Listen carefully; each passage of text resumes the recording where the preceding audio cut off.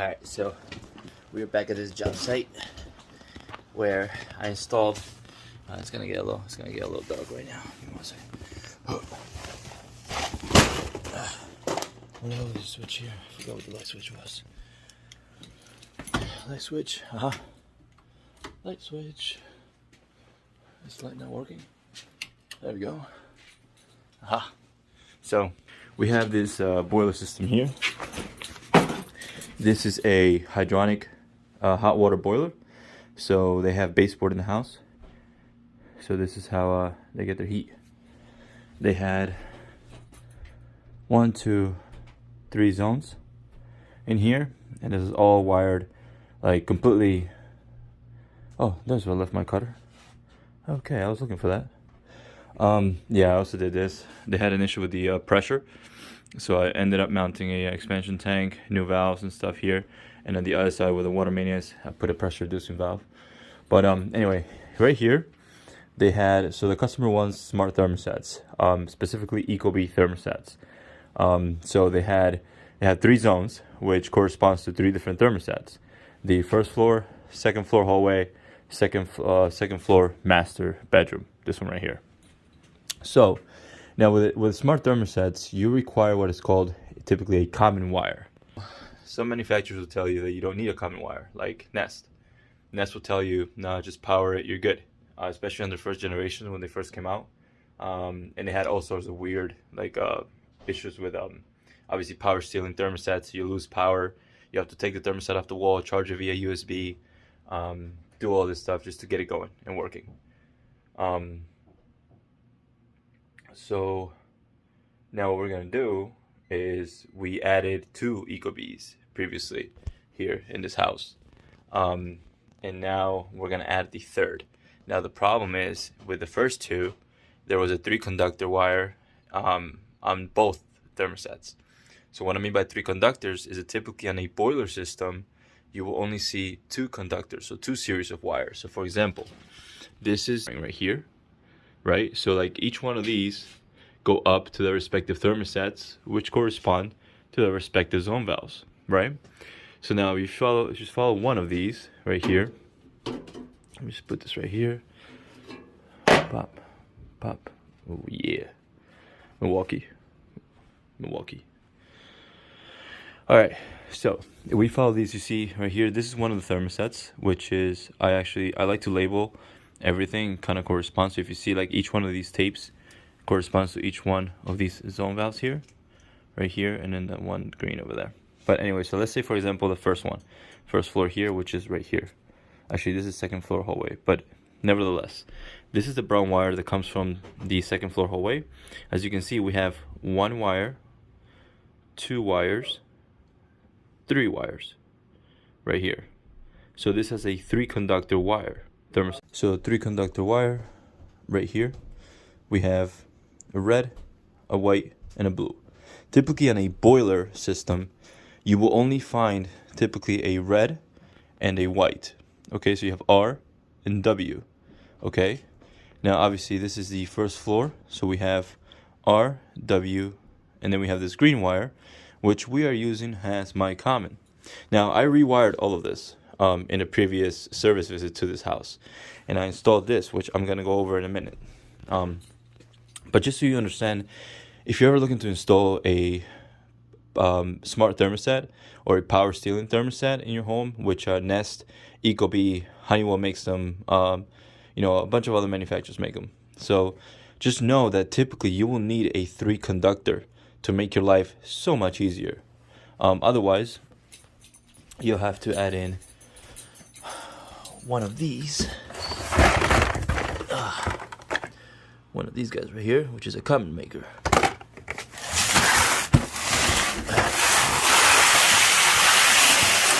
All right. So one of those. So basically, what we're gonna do now is, our problem is that zone right there, which is the master bedroom zone, does not have a 3 conductor or 3 wire thermostat coming from it. And there's no way in hell that I'm gonna pull a new wire from the basement all the way up to the second floor. It's master bedroom. That was an added zone.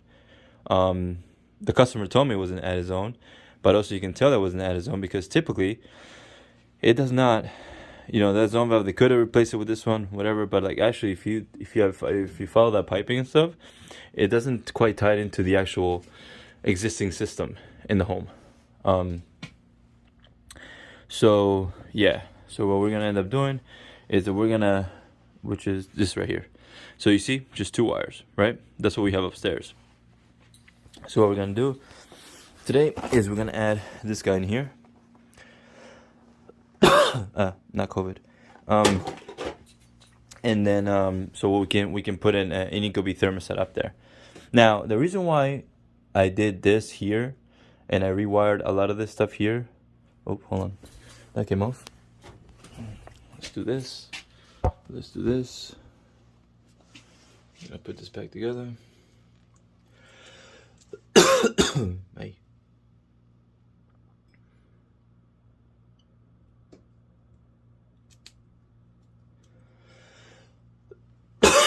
Jesus Christ. All right. That's all good. Okay. So we're actually gonna go down here, and now these power steering thermostats require, like I said, a common wire, right?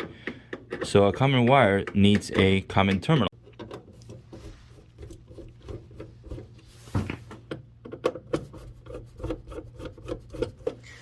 Okay. Alright, so you come down here so we can get some light. We'll do that. Much better. Okay, so all of those wires up there come into this box. So what I like to do is typically I run an 8-conductor wire. So again, when I refer to conductors, I mean the amount of wires that are in this particular thermostat wire. That's gonna be a pain in the ass.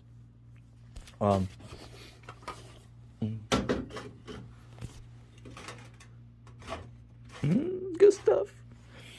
So this 8-conductor wire goes all the way up there, ties into all those guys, and comes into this control box. Now this control box, it is a Taco ZVZ 404. So 404 4-zone valve control. Now there's zone valve controls, and there's pump controls.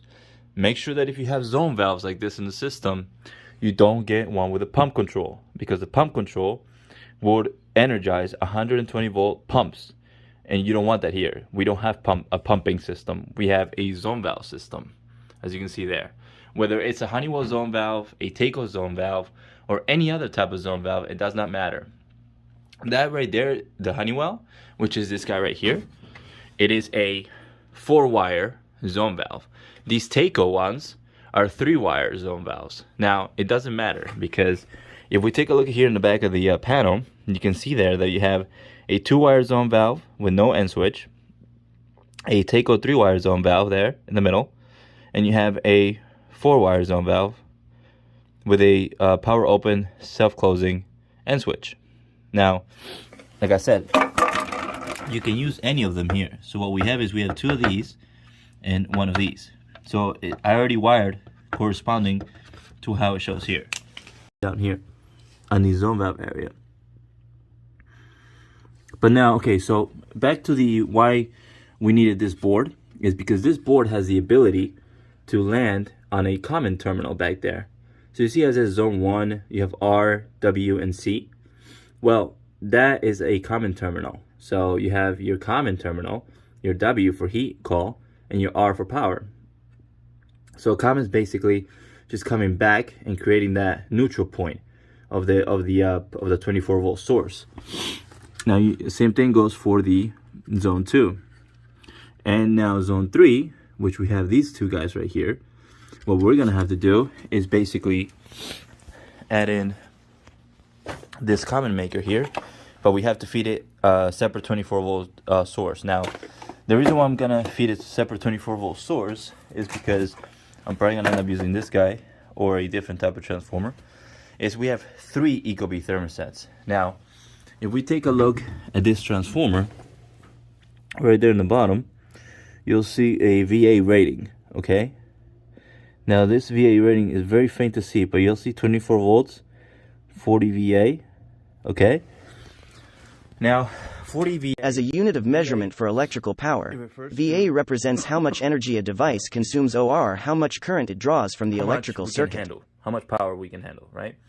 This board is designed for a 40 VA rating application. So something that if we are gonna add 3 power stealing thermostats, we're gonna be stealing way too much power from this thing right here. So we're powering not just 2 more thermostats, but we're powering the board itself with this one transformer. So I don't typically like that. So we're gonna have to add in another transformer. I'm gonna put it on an isolated circuit, and all we're gonna do is we're gonna send the 24 volts from this transformer. Is gonna run through this board, and then into the fast stat switch, and then upstairs we're going to put a receiver that will have a common terminal that we can add to the Ecobee, allowing us to use this right here.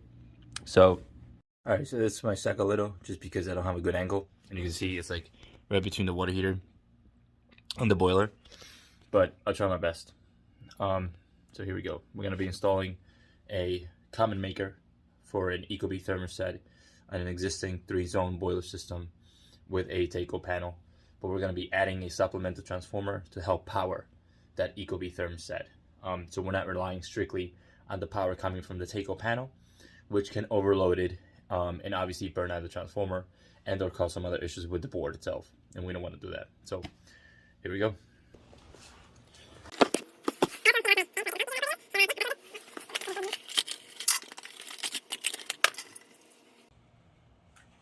This is your common maker relay.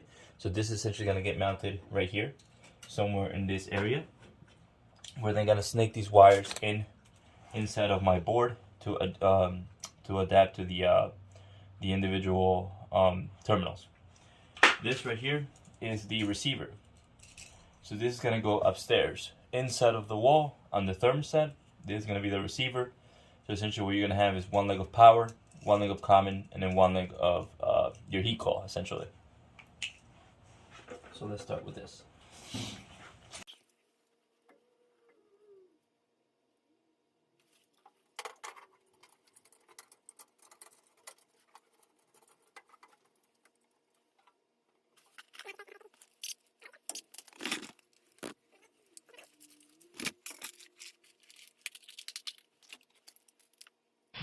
Right here, basically, I just said to not over tighten the screws on the plastic housing because they will break. I might add a separate transformer because this type of transformer, this is a plug-in transformer. So basically, how it looks is literally looks like this. So you can plug it into an outlet. You can then wire in your R and C terminals right down here. And these two connections here, and you just run your wire to wherever you need the power from. Now, I think I'm going to save this one and add another transformer just down there. Which, again, we're still serving the same purpose. It's just, I like this one. Maybe I can use it somewhere else. So what I'll do, I'll add this. This guy here, we'll mount it maybe like that. Yep. That'll work.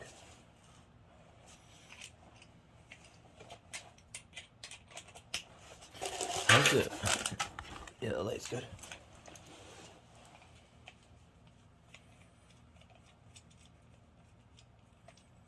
Alright.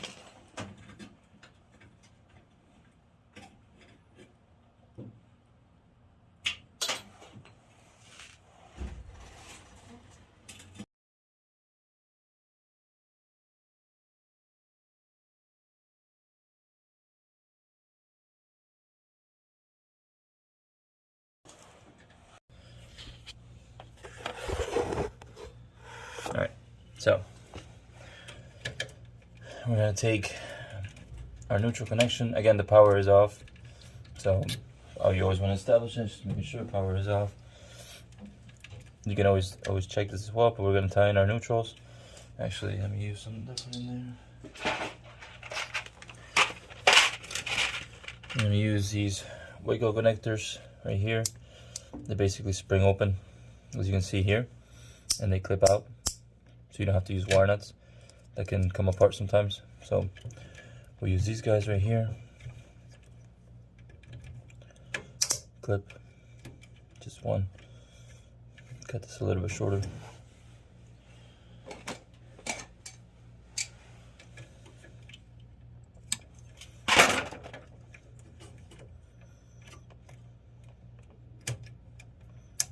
Cut that back. And our new transformer we're going to be adding in here.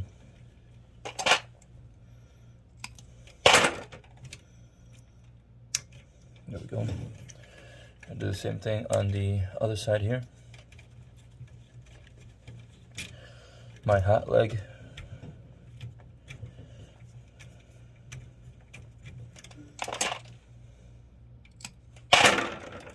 There we go.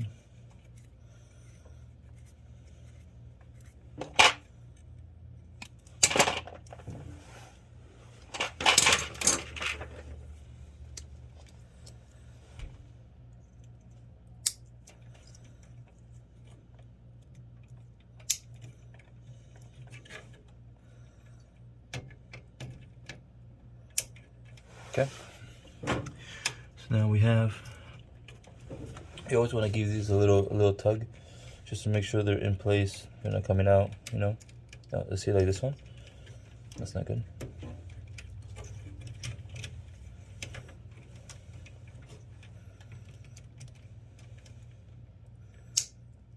There we go.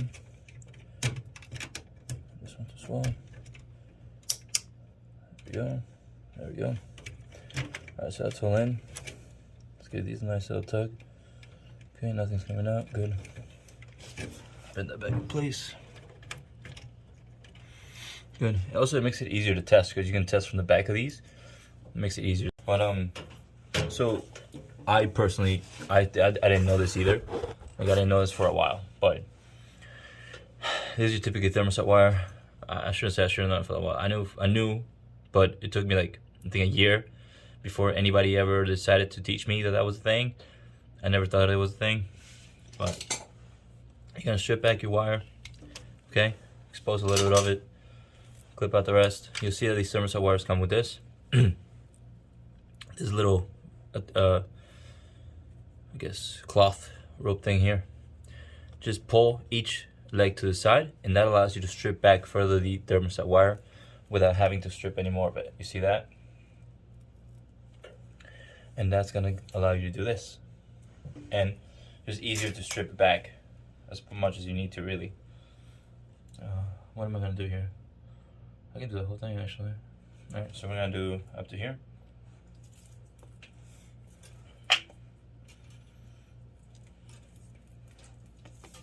Okay. Now this is the preference. Like, you don't have to do this. This is just what I like to do. Again, it's a preference. It serves no purpose aside from me thinking that it looks nice. So that's all it really is. Some people would agree, some people may not agree. There we go. Makes a little pigtail.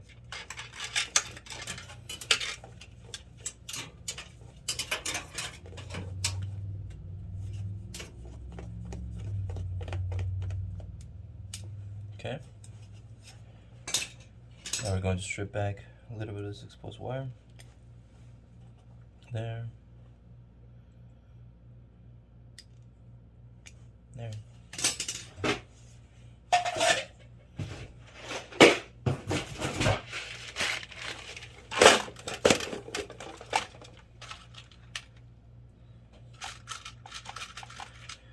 We're gonna add these little guys right here.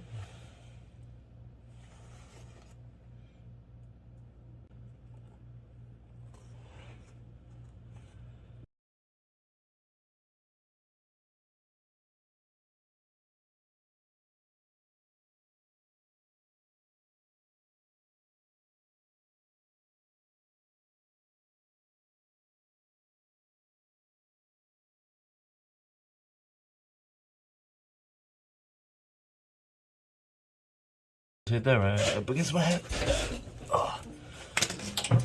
Okay, so as you can see here, this is connecting right to the bottom on the power and common terminals. It's a 24-volt transformer, so you do want to make sure that they're in phase. Like this is a 50 VA rated transformer. You can't really tell, but it is VA. Yep. Okay, so now we're basically gonna run this wire. It's gonna go inside of the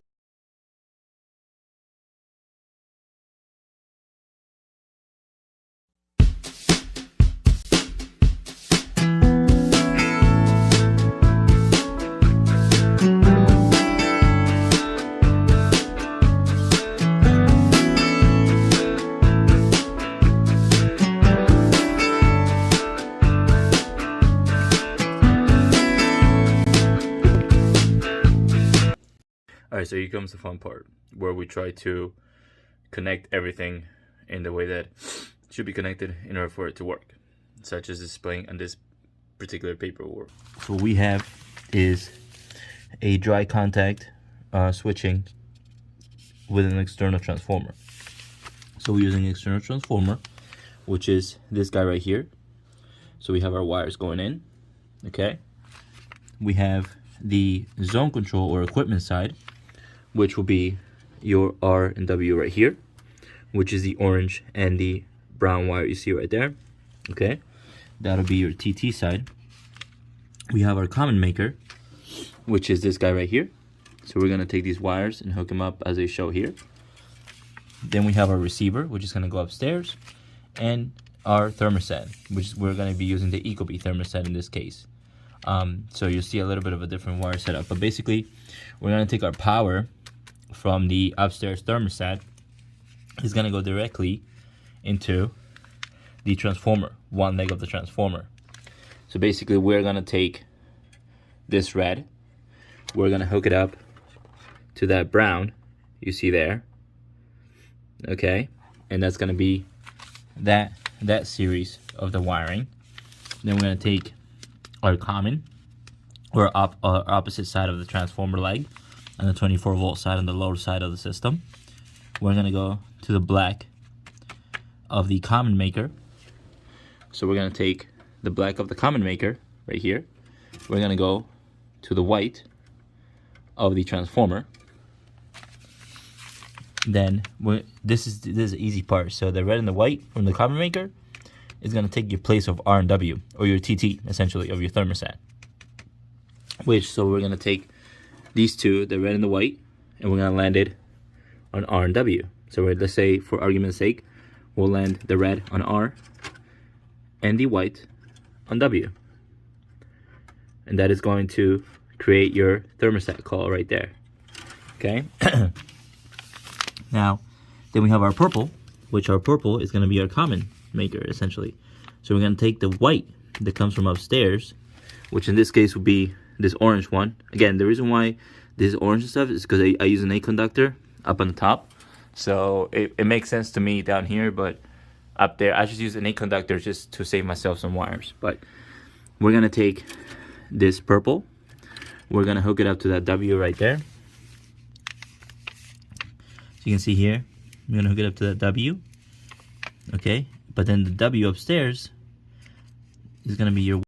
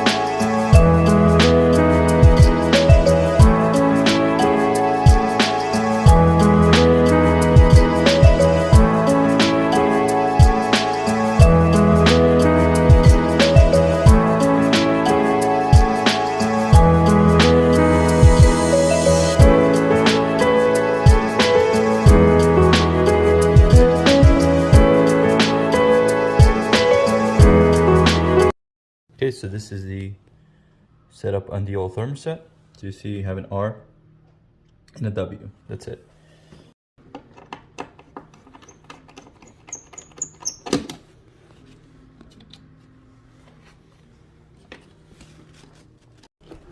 Okay, takes care of that. So now what we're gonna do is we're gonna take the purple, the receiver, we can dump it inside the wall. So usually they'll leave you like a space so you can kind of do one of these and just dump it inside. Could dump it inside, there we go. Alright, so now we have, this is gonna take the, be right back. Alright, so we're back. End up adding these two for extra support.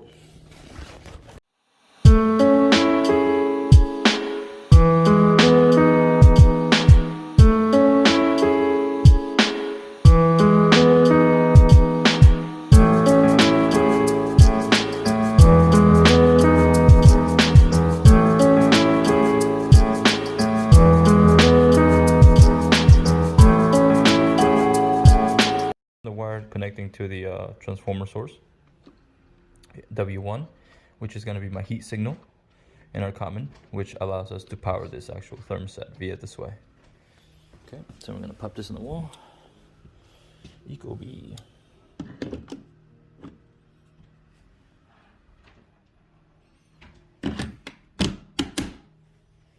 Okay, nice and on the wall. I don't like to take this off. I'll let the customers take this off later, but so my fingers don't smash it up, you know. Nice. Damn, hands are messed up. Yeah, so now we're gonna go downstairs and just verify. Make sure you clean up after yourself. Don't leave anything on the ground. Okay, good. So I'm gonna go downstairs, power everything up, make sure everything works. Goodbye, Roomba.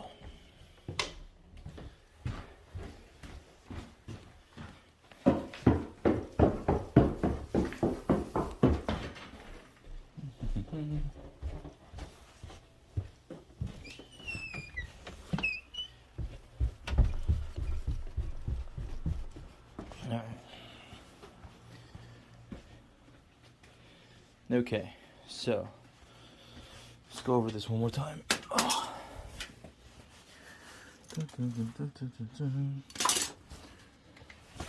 Okay, so we're following this diagram here. We have our power from the transformer. We have power from the transformer, which is this red wire, goes up and connects to the R, which was previously this brown one. So this brown one comes up and connects to this red. You see right here? You see that brown? It connects to the red that's going up to the thermostat up there. So that's this guy right here. Okay. And this white one essentially is the orange is your white. Colors is irrelevant. You just have to know what terminals they are. Alright, so colors. So I shouldn't say colors are irrelevant. On a typical conventional system, colors will typically match universally. So R will be your power terminal, which is typically red. You have your W terminal, which is typically your white wire, which is your heat signal. You have your Y, which is your yellow wire, and that's your compressor signal or your cooling signal.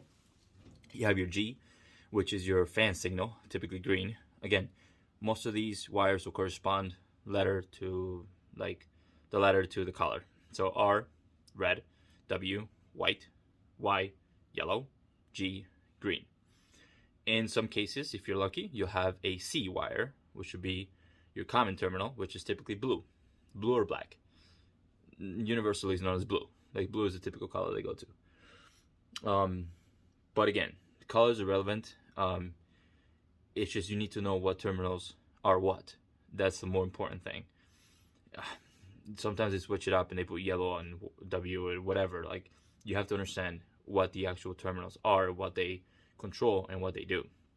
In this particular case, that thermostat is only a heating thermostat because it is part of a boiler system only, and a boiler only does your heating. They have an air handler that is completely separate from the system, and that does their cooling, but it's not attached to this this particular setup down here. It doesn't even share a two transformer system with any of the Ecobees. So all the 3 Ecobees in the home are controlled just for the 3 heating zones. They have a separate Honeywell IQ thermostat for the AC. So yeah, so let's go over this one more time. We have our power, which goes directly to the Ecobee that comes from this transformer. The other leg of the transformer, which is here represented as a black wire, goes to the black on the common maker, which is this little guy right here, and that is represented here on this terminal right here. So you have the other wire from the transformer hooking up to the black, creating that common. Now this orange wire, as we stated before, it is my white wire that goes up to that thermostat, which is my W1 signal, which is hooked up to your common, as stated here. So you have your purple goes up to the white right here. You can see right here is this thermostat cable. You only have a red and a white. We hooked it up to the purple up on the top, and then we shoved it inside the wall, so it's away from our setup. And then we were left with white and black. So white is going to take your W signal, or your W1 signal. Black is going to take your common signal, which is we did upstairs. And then your red is just going to come directly from the power of the transformer. Alright, so now we're going to test everything and make sure that everything powers up nicely. Alright, so we're going to turn on the power. And 3, 2, 1, go. There we go. Power is on. No sparky spark. That's always good. Now we're going to go upstairs and make sure that that Ecobee powered up. In this particular area, I was just going through the settings of the Ecobee thermostat just to kind of get it all programmed and situated. There's really nothing specific, just follow through the guides and you'll eventually get to the final screen where you now set the temperature and basically just go downstairs and let the thermostat kick on the system. Now typically there's a 5-minute delay. I will be skipping that on the downstairs portion of the video, just because it's just a waste of 5 minutes. But I'm going to set the temperature up higher there. I'm going to go back downstairs and just make sure the system kicks on. Downstairs, boiler's firing, and I'll show you guys. So let's turn this light off so we can see. So now we have zone 1 currently calling for heat. Now you'll see on the top here is zone 1, zone 2, and zone 3. Our zone 3 is our new thermostat that we've installed. So we should see a third light. There was this V3 turn on momentarily.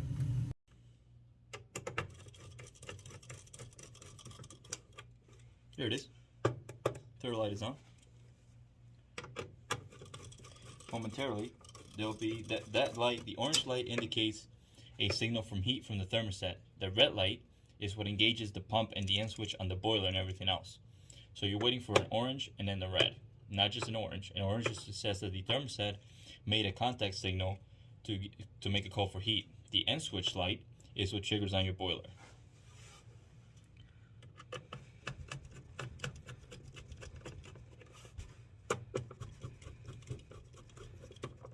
But that's good.